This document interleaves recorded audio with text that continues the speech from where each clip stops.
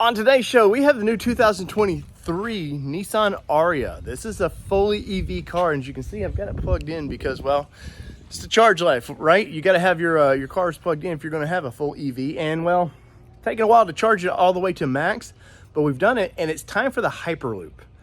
That is right. This is going to be a different Hyperloop because I don't go to a fuel tank, right? I don't have anything to fill up except the old plug there, and she's at 100%. So let's do 40 miles in this thing and see what charge life we have left. Let's do this right now.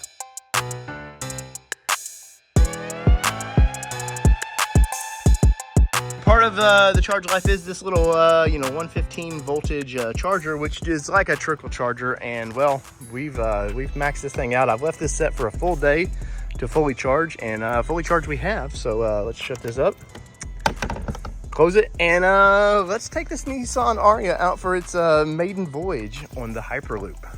All right, the cool thing with the EV is you get in, it's clean looking for one. This thing is super clean looking, and we are at max charge. So let's go ahead and push the old start button. And unlike anything V8, there is no engine to start, but we do have, as you can see here, we are at 239 miles max charge, and we're at 100%. So let's go. Let's push her in reverse, and once again, there is no engine, there's no sounds, no anything to make you think there is a car here, or a car that is going per se. But we got the reverse cameras up. You can see we are moving. Let's go ahead and we're going to reset the fuel economy real quick. So all items, yes. And let's back out, and there we go. So this thing is moving, and we're about to do 40 miles. So we're going to turn on cruise control. As you can see up here, it brings up all the sensors are on, everything's active, and we're going to hit set, and we are set at 42 right now, and the speed limit is 45, so we'll bump it up too, and we will cruise the highways. You can see I do like their HUD, their infotainment up there in the screen is nice, man. I like, gives you your speed limit, gives you the signs and everything, and some of the other manufacturers can do a little bit better job. Nissan's got that one down. One thing I can't get used to is how quiet these EVs are. I've driven a few of these things now. This is our first long term that we've had for multiple days, and you hear the AC running. That's all you hear running to this thing, and it's kind of takes a little bit getting used to, but I have to say, comfort of this thing is just perfect. Now, practicality, I'm not sure yet. The range on this is like 239, I think, at optimal range. There's always that anxiety of will we make it. Now clearly this is a 40-mile loop, so I'm not really too worried that we're not going to make the 40-mile loop. But I would say, as a daily commuter, you could probably, my trip to Nashville would be about 45-50 miles. I could do that both ways and just trickle charge it at night, probably be plenty fine. Now, you do want to charge these things at night because that's when you get the cheaper rates from your electricity, your electricity company. But still, I think these are starting to get practical for just daily commuters. Past that, I'm a little iffy on trips. I would love to do a trip on one of these things, but I just would not like the anxiety of where can I charge. So let's get back to the road.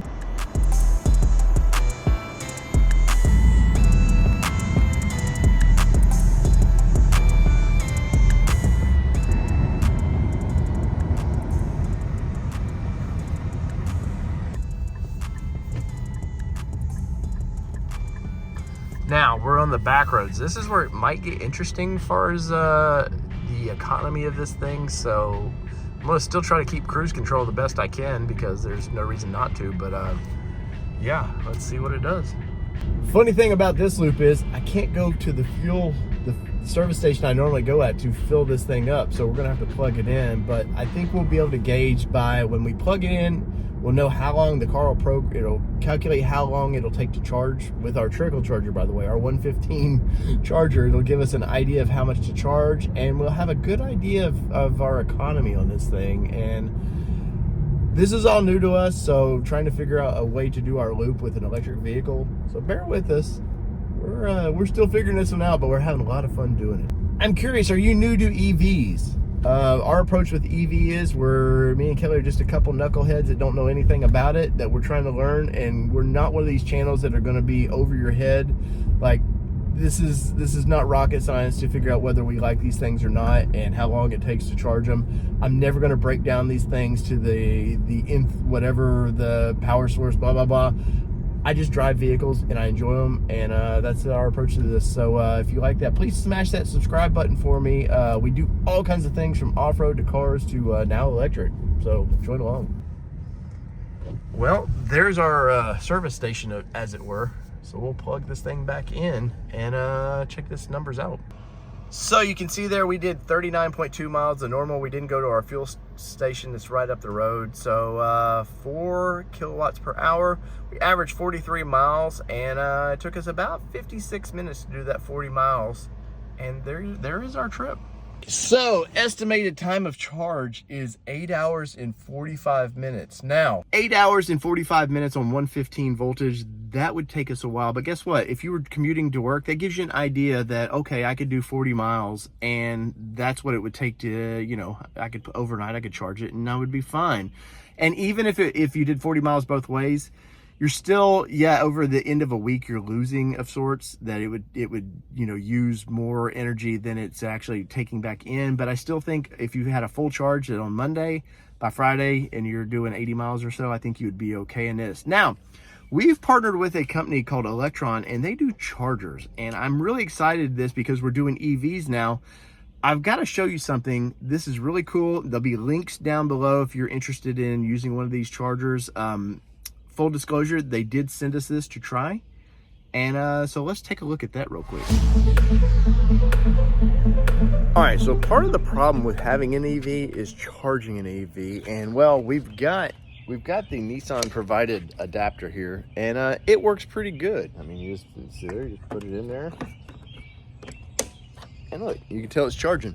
But the problem being with that is it's a 115. So what does that mean? Well, we took it out for a 40-mile loop the other day, and it was going to take 8 hours to charge it back up using this system. Now, as you can see, it just plugs into your normal household plug, and this is the Nissan provided charging pack for it, it works great. Don't get me wrong, but I think we need something better. We need something a little quicker. Now, will it be a supercharger? No, but let me show you what was provided to us, and we'll go into that. This is the Lectron V-Box 48 EV charging station, and as you can see there, it comes with a 240 plug, which is going to just double what we can do with charging and should double the rates, right? I think 240 will still speed up this process and help us with any EVs we have coming down the road. And I want to say thank you to Lectron for sending this over for us to do a review on it. We're definitely going to hook it up, and but not here because I don't have any way of for 240 at my house, but guess who does? My dad's garage. So we're going to plug this over at my dad's garage, and that's where we will be charging our EVs. Also, one of the cool things about this is it is IP55 rated, so it is rated to be outside and be weatherproof, which is nice. Now, I think where I'm going to mount this is be inside the garage, and I'll have the adapter and everything there, so if I pull the electric vehicles in, we can actually do it that way. But overall, the kit is very nice. Once again, it comes with everything you need here. Now, there's the plugs and screws and everything in that box. Even comes with a template. You can see right here, it comes with a little template, so you know how to drill it, put it all together, and I can't wait to get this thing installed.